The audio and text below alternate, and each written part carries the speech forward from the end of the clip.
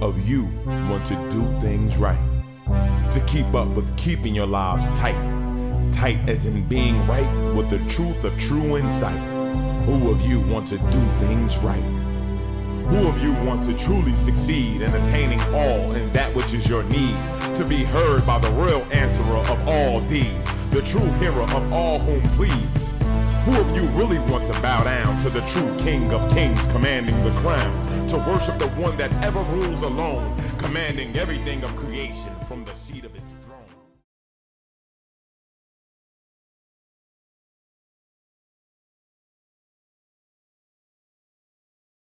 The Calm Before the Storm. I'm your host, Minister Idris Taha. With me again, as always, we have Lord Holy-Apostle Deen and my co-partner in faith, Brother Fakir Abdul-Aziz.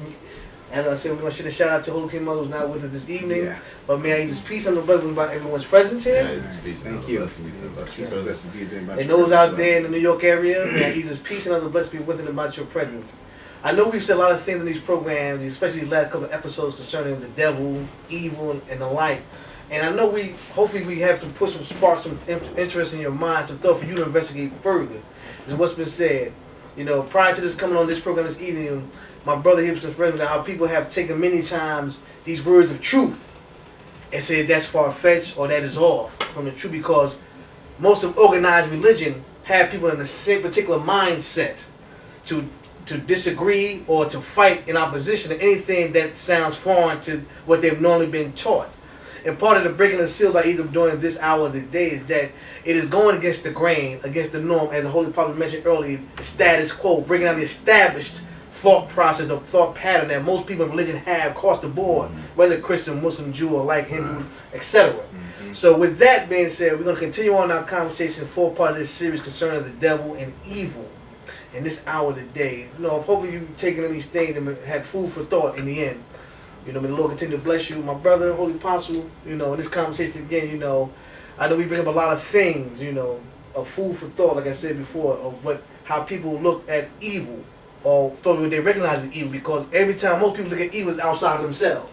That happened out there. Those people are terrorists. Those people are this.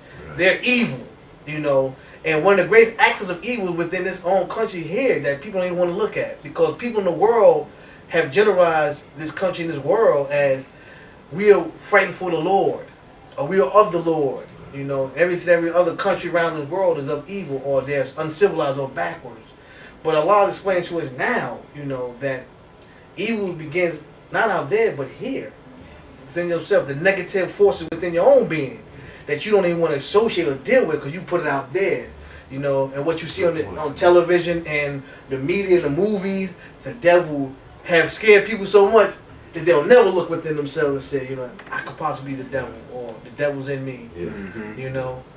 I look at even collectively the country, because I'm sometimes surprised, because you look at the news and you can see, you know, lose the count, you see how the people in the different countries have this negative feeling toward the United States, right? And you know, you know, they look at the United States as evil, but the only ones that see the United States as that seem to left, that is the good, is basically the people within the country itself. And those that the United States support. Yeah, right. Yeah, those that, yes. And you'd be surprised. It still surprises me sometimes that the people are just caught up in the view that America's the total good thing. So that's like the same thing as the evil is outside, but it's not within America. They don't reflect it on America. And even the potential of what they call evil, the potential that it can be better, the potential that it's not perfect. You know, I mean, they're going around, you know, people go around and allow themselves to be placed under the perception that there's a perfect thing, that America's a perfect thing, and it's not to be challenged. Thus they don't allow themselves room for growth, to be taught, to be shown a truth. You know? Well, you know, talking about America, the United States of America, and being opposed to it is a very sticky situation, sticky conversation, so to speak. I believe that the United States of America is the greatest country in the world. One of them. As well as, you know, great for all kinds of things. But great. I remember Mr. Farrakhan, the minister of the nation, or whatever that group he's got. It ain't the Nation of Islam, it's the Final Call or something, but I don't know how they got that thing going on. But he had said that Hitler was great, and then he tried to draw it back when he got criticized, and when the Jews hated what he said. But he was telling the truth. Right. He didn't say he was good. Right. He said he was great. But we've taken words and now we've misconstrued those words. Right. We've given words different meanings. So they looked at great as good. When great ain't good, he was a great evil doer. Hitler was a great evil doer. What he did was large and very evil.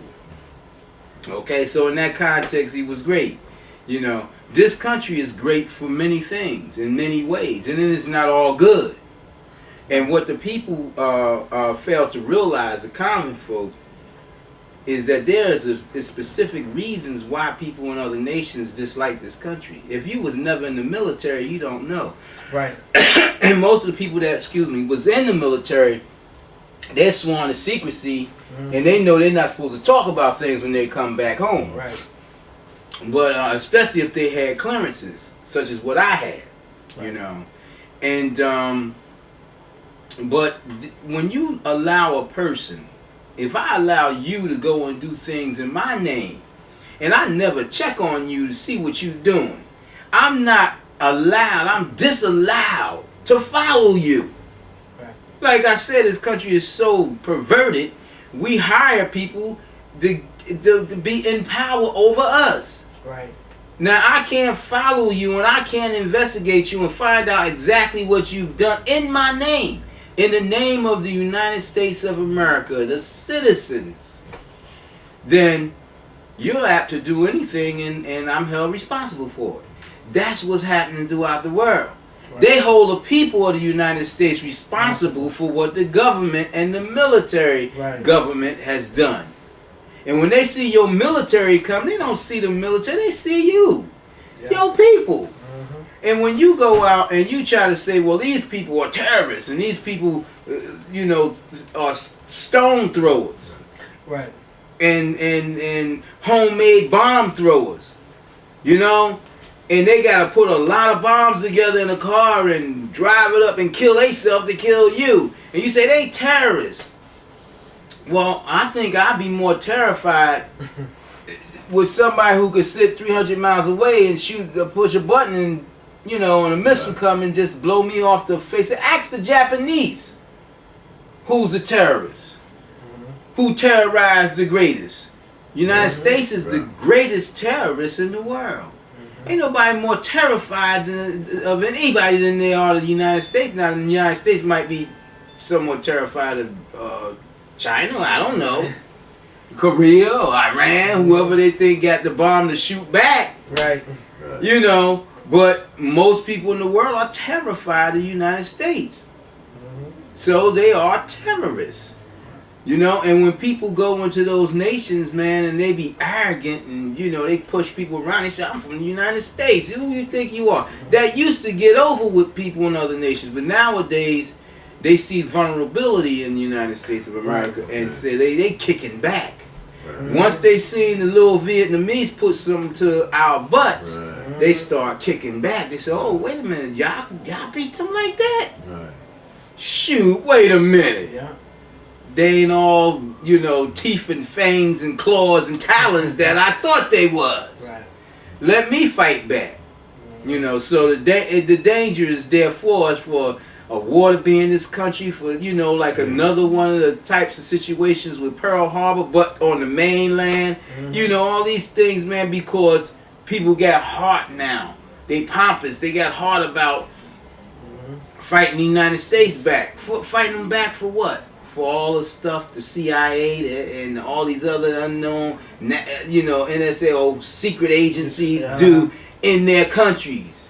What our government has done to their government and their people, and all the kind of things, man, that's covert and that's kept secret from the common folk. And I'm not trying to stir nothing up, but this is the truth of the matter. Right. Our people just, the people of the United States of America don't have no idea what the government is doing, what the politicians and the military government is doing to these other people in other nations. And then, if they did, they could understand why these people hate Americans, hate us. Thinking if anything, if it's the worst, one of the worst things that a country like the United States is doing is keeping the people, their people, in the dark about what they're doing. Thereby putting their people in a vulnerable position without those people knowing why they're in that position. You know, it's bad business. Yeah, duping the people and everything. One of the things we talk about is how they, when they get the message of this day from the Lord Holy-Apostle, and how the people are in mass not made prepared to believe, not prepared to give ear. Or they prepared to disbelieve. You said it best before. They're more prepared to disbelieve than they are to believe. You know, they've been warred against by the devils of the jinn, the supporters of the devils among the jinn, you know, purposefully to preparing them to disbelieve the message of the Lord Most High, you know. But some people take offense to that, you know, to those people who reject me, you know. But my whole thing is this, man, you know, I can't get caught up in taking offense so much to them disbelieving and rejecting. You know, I used to, but I learned better. You know what? This is not my message. I'm the messenger of Allah. It's not my message. I didn't authorize it. I didn't write it. You know, I didn't author it. I did not. Only thing I did, I was written through. And I'm spoken through. This is not mine. This belongs to the Lord. Now, you could disbelieve that, and you could get all up in arms about it. You could curse me, do whatever. But just like any other messenger of any other time period, time will tell whether I am true or false. Time will tell that. And situations. I'm here just to deliver the message, man. And I'm delivering it, and the people don't like it, and the jinn don't like it. They've tried to stop us for the longest, you know. Especially in the last 10 years or so. You know, and but they've been at war with me for a long time. You know, it's been a long time, man. They've hunted for me since the 50s, 40s and 50s. Now I'm here, and my own people don't want to believe. You know, the devil believe better than them. The jinn believe better than them. The elite of the power, people in power, believe more than them. And as long as they could keep them in disbelief and keep their minds into the fanfare and the sport and play of the world, then they ain't got no problem. They'll let me speak all what I want to speak. You know? And see, they ain't trying to play no games with me like they play with certain other leaders, civil leaders. You know, act like, you know, I mean, raise their name up. We gonna get him for doing this, that, or the other. They don't want to raise my name up. They don't want nobody to say, well, why you lock this guy up? Or why you harassing this guy? Why you checking him? You know, why you messing with his money, his business? What's going on with him? It's better that they don't say anything about me and keep me down, keep me off those airways and what have you. As little as possible, because then they have to explain the truth. It's the same thing as the Elijah Muhammad coming here, calling the African Americans under the commands of Allah, because they are the chosen people. They are the chosen people, only to uphold something, only to protect something, like they have chosen people before. Not that they're the better people. They're not the better people. They just call to uphold this book that Allah gave me. But the calling is for everybody. They don't want the people to know that, so they don't mention Elijah either. They make like, you know, his thing was really off-centered. And how could you call yourself a man of the Lord when you calling a certain people and you ain't calling nobody, you know, other people? Well, people, look at your history. Moses called who? The Hebrews. He ain't called the Egyptians, he called the Hebrews. Now, some Egyptians came with him. Huh? They did. Jesus called the Jews. Until he had to get out of there and go find the lost tribe. And then other people came unto Jesus. John called the Jews. Muhammad called the Arabs. Huh? So he had to get up out of Mecca, and then he went to Medina to those who would listen to him. Amongst the Jews and the Christians, and then they came with him. They all called certain people Allah saying in the Holy Quran many times about how it raised the Hebrews up and favored them over other people, called them as a specific people to uphold His word and give His word out to the world. It was displeased with them because they did not uphold His word and they did not give it out to the world. They put it behind their back, they broke it, they did everything to it to hide it and keep power for themselves, just like the Anglo-Saxons did with Masonry. Same thing, right? With the Quran. To use it for their own self, for power. So the Lord was displeased with them. But it's not so far-fetched that the Lord would call a certain people first, right, to take His covenant and manifest it as a supply for the world. Because that's all that was all about. But people got so hasty. The slaves, I love the white man. I love this. He can't be right. That's just people. Right. If Elijah would have came and called all the people, they still would have found fault in him. Definitely.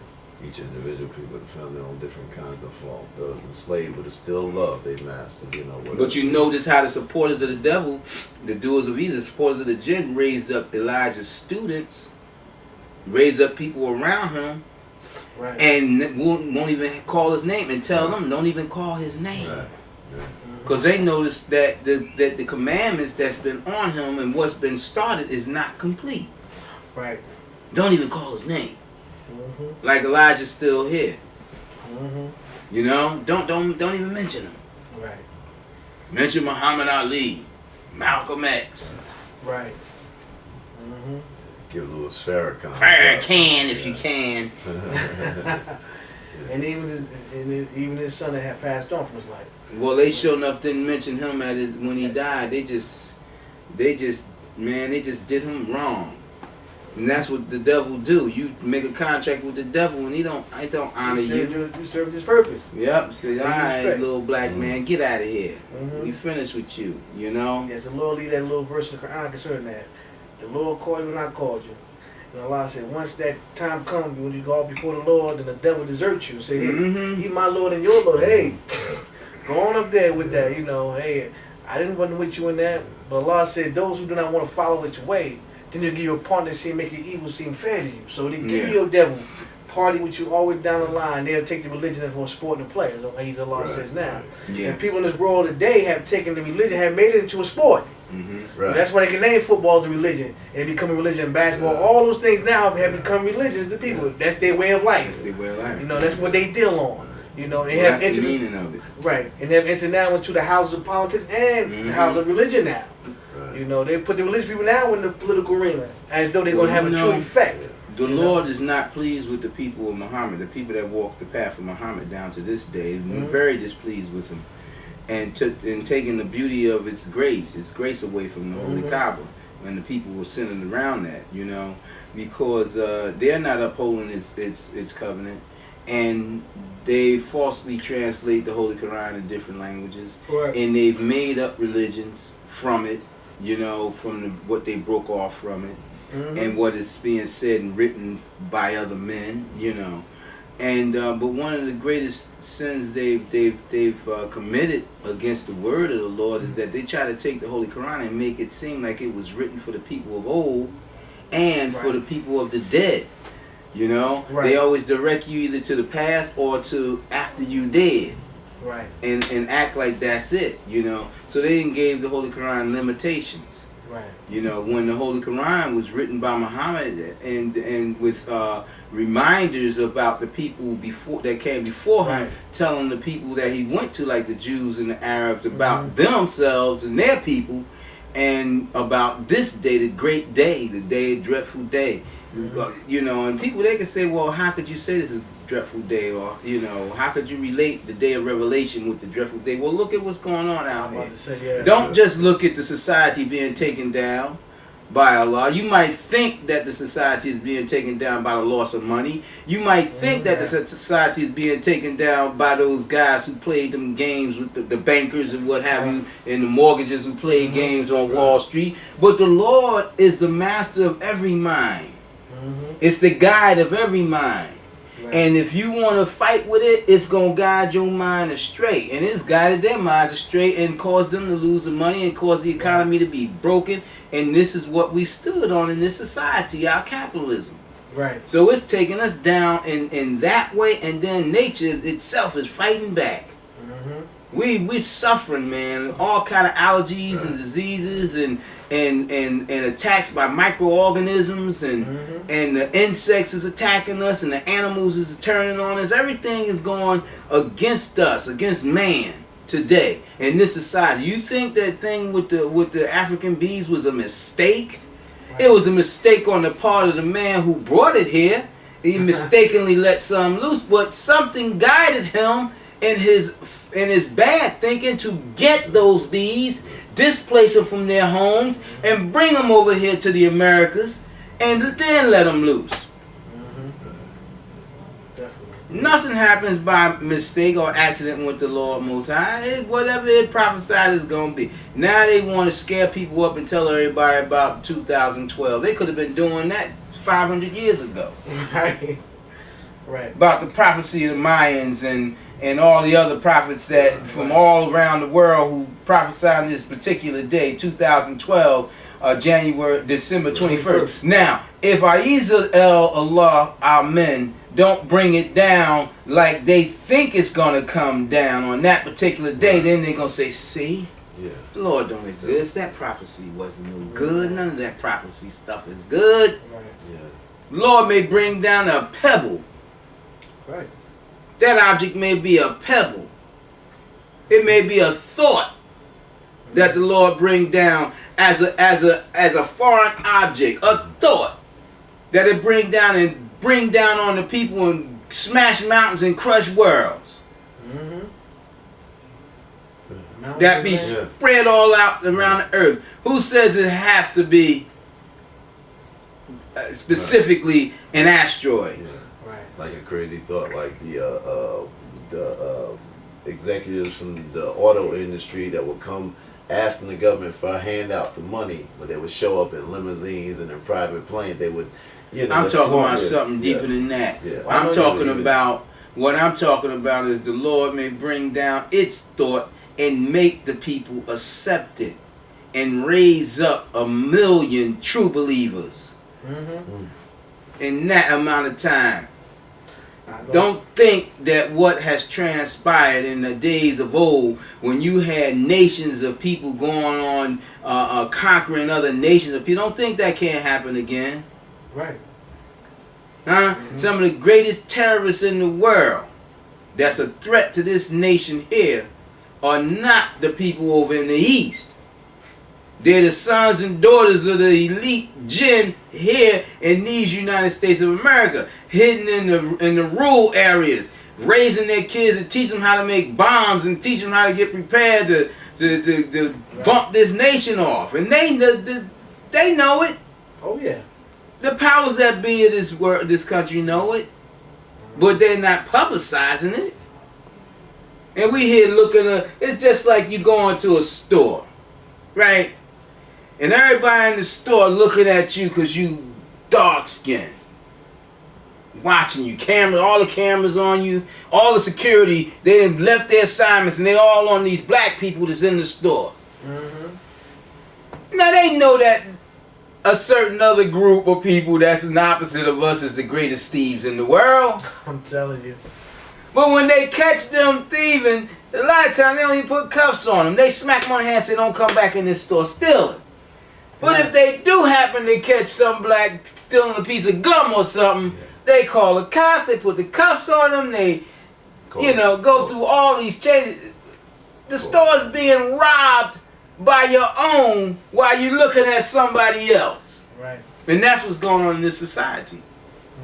The nation is being robbed by our own while we looking somewhere else. Right. We getting smoke screens. Ain't no way in hell they could find a dime from the outer space, man. A dime. And read the date on the dime from the telescope. And they can't find certain individuals.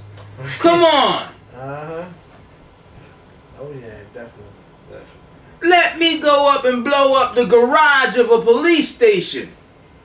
I ain't talking about the World Trade Center. I said the garage of a police station with no cars in it.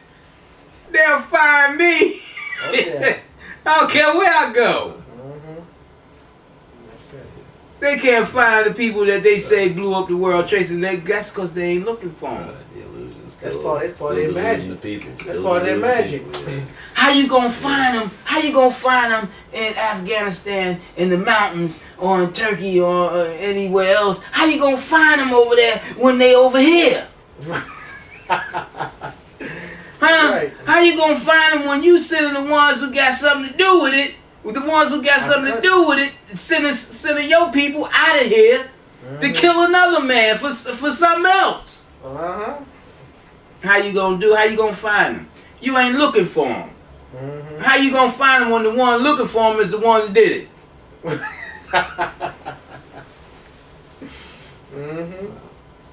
That's true. Revelation. You know what I'm saying? That's part of the evil today. So that's part of the evil today, man. That perversion, that pervertedness, man. You know, in this society and all societies of the world was promised to go down. Not just this one. You know, it's supposed to be world war. Right. You know, and me, I don't even know how to make a bomb. I don't know how to make a firecracker, man. I don't know how to make a firecracker. They look at us as a threat. Come on. If we was really a threat, they wouldn't put all them guns in our communities. Right. If we was really a threat, they know we're not no threat. Threat to do what? Kill each other? That's right. That's what the greatest threat is.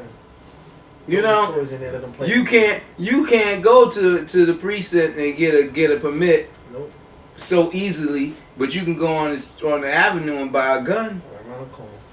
Huh? You go into a police station and say, look, man, I got this problem. I got this mental problem. I'm going to kill my wife and my kids. Lock me up. No, we can't lock you up. Why?